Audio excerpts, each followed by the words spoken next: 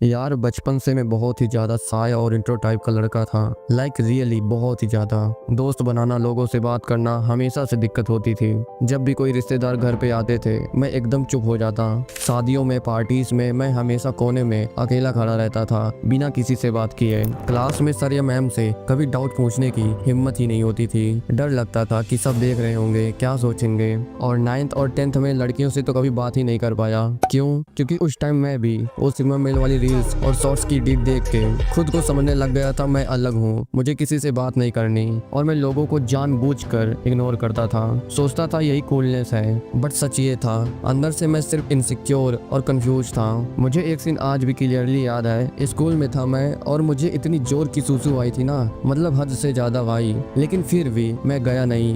क्यों? क्योंकि वॉशरूम के रास्ते में लड़कियां खड़ी थी और मुझे ऐसा लगता था कि सब मुझे देख रहे हैं, जज कर रहे हैं। सोच रहा था जब वो वहां से हटेंगी तब जाऊंगा।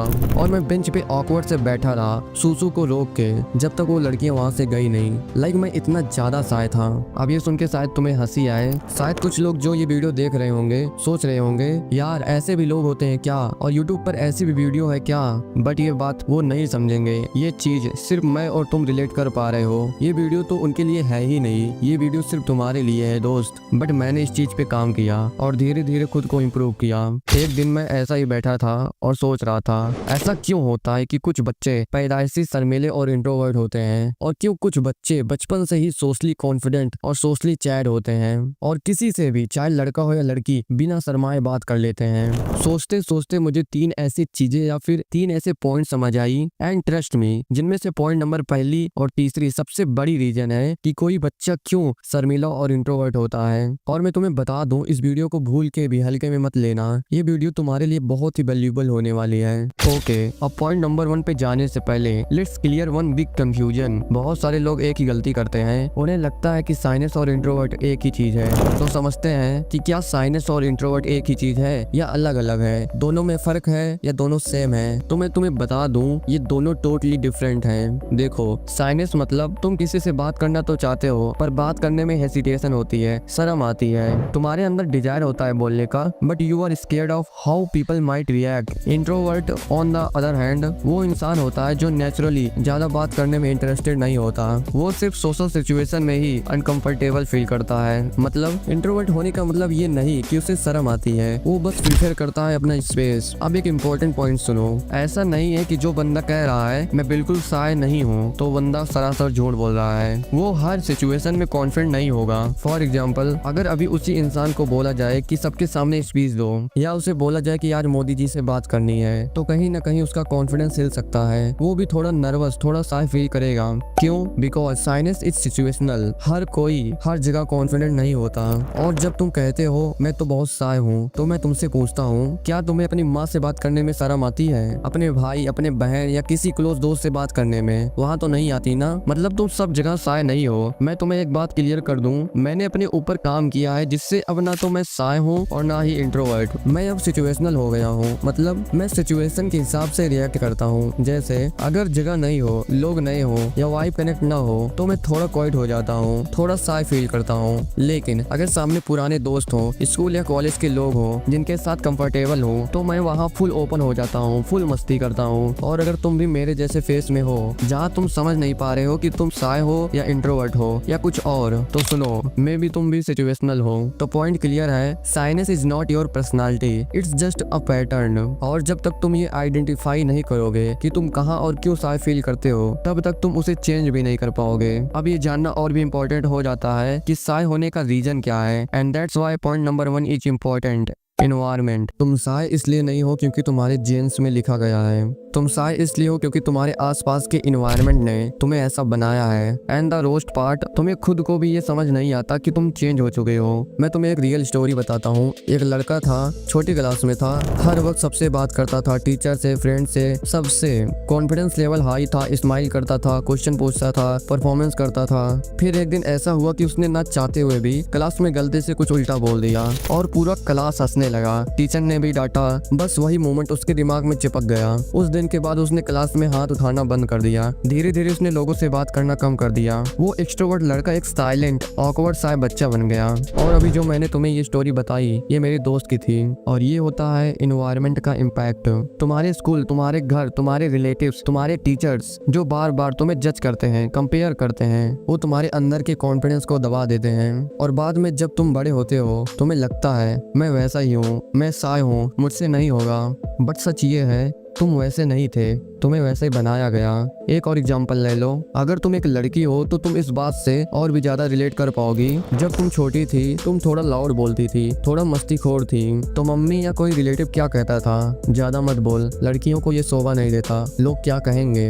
अगर तुम लड़के हो और जब तुमने डांस करना चाहा, पापा ने कहा होगा ये सब फालतू चीज मत कर। जब तुमने किसी से बात करनी चाहिए, किसी ने बोला होगा फालतू लोगों से बात मत कर। तो क्या होता गया तुम्हारे साथ? तुम्हारा ब्रेन ये सीख गया, बात करना गलत हो सकता है, लोग जज करेंगे, एक्सप्रेस करूंगा तो इंसल्ट हो सकती है। और फाइनली तुम्हारा रियल पर्सनालिटी, रियल वॉइस अंदर कहीं छुप गया, डर के पीछे, लोगों के रिएक्शन के पीछे। और तुमने खुद ही लेबल लगा दिया, मैं तो साय हूँ। बट भाई, ये तुम नहीं हो, ये तुम्हारे इन्वायरमेंट का इफेक्ट है जो तुम्हारे दिमाग में सेव हो गया है। अब तुम्हारा काम क्या है? सिंपल, नया इन्वायरमेंट क्रिएट करो। दोबारा वो इन्वायरमेंट क्रिएट करो जिसमें तुम खुद पर ट्रस्ट कर सको। तुम्हारा ब्रेन स्ट्रांग होता है, मतलब वो दोबारा सीख सकता है। लेकिन सीखने से पहले तुम्हें ये एक्सेप्ट करना पड़ेगा कि जो तुम हो वो तुम्हारा फाइनल वर्जन नहीं है। और ये सिर्फ पहला पॉइंट था। पॉइंट नंबर 2, ये और भी ज्यादा डेंजरस है क्योंकि ये तुम्हारे अंदर साइलेंटली गिल्ट बिल्ड करता है। Let's talk about it. Point number 2, fear and past moments. तुम्हारा दिमाग तुम्हारे खिलाफ कैसे काम करता है, ये पॉइंट सबसे ज्यादा पेनफुल है क्योंकि इसका कनेक्शन तुम्हारे पास्ट और फियर से है। साइनेस का असली रीजन तुम्हारे करंट पर्सनालिटी नहीं, तुम्हारा ओल्ड पेन होता है। तुम सोच के देखो,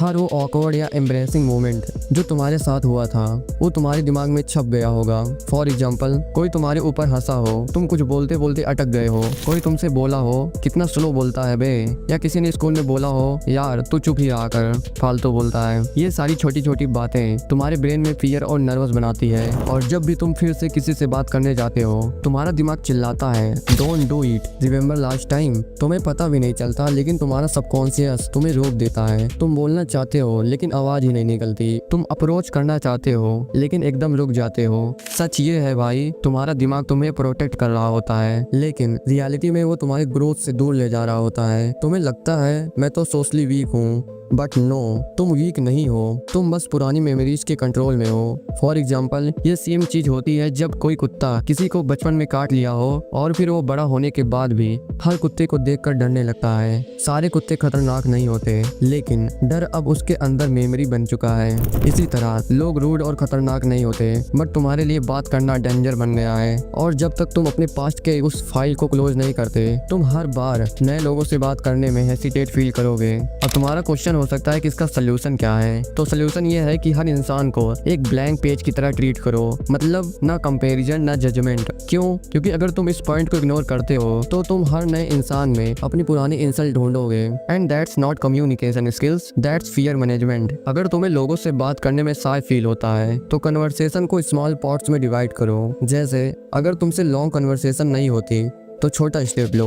किसी से सिर्फ इतना पूछ लो, आप स्कूल जाते हो या कॉलेज, या फिर आपका फेवरेट सब्जेक्ट क्या है। इतना बोल पाना ही एक बड़ी जीत है। Point number 3, negative self image. और अब जो मैं बोलने जा रहा हूँ वो तुम्हारे अंदर का सबसे डेंजरस वायरस है। जब तुम्हारा सबसे बड़ा दुश्मन तुम खुद बन जाते हो, जब तुम किसी से बात करने जाते हो लेकिन अंदर एक ही आवाज आती है तो ऑकवर्ड लग रहा है, तेरे बोलने का स्टाइल अजीब है, अगर उसने इग्नोर कर दिया तो। ये आवाज किसी और की नहीं होती, ये तुम्हारी अपनी होती है। और इसी को कहते हैं नेगेटिव सेल्फ इमेज। तुम्हें लगता है लोग तुम्हें जज कर रहे हैं, बट सच ये है तुम खुद को हर सेकंड जज कर रहे होते हो। और जब तुम्हारा खुद के ऊपर कॉन्फिडेंस नहीं होता तो तुम चाहे जितने भी कम्युनिकेशन टिप्स देख लो, सब बेकार है अगर तुम बोल नहीं पाते। फॉर एग्जाम्पल, तुम्हें किसी लड़की से बात करनी है लेकिन तुम्हारा दिमाग कहता है तेरा फेस ठीक नहीं है, तू मोटा है, पतला है, छोटा है, अजीब दिखता है, तो तुम खुद को ही रिजेक्ट कर चुके होते हो उसके बोलने से पहले। और जब तुम्हारा अंदर ही तुम्हारा सपोर्ट नहीं होता तो बाहर की दुनिया तुम्हें इग्नोर करेगी ही। अब तुम्हारा क्वेश्चन हो सकता है कि नेगेटिव सेल्फ इमेज कहाँ से आती है। तो ये आती है बचपन के इंसल्ट से,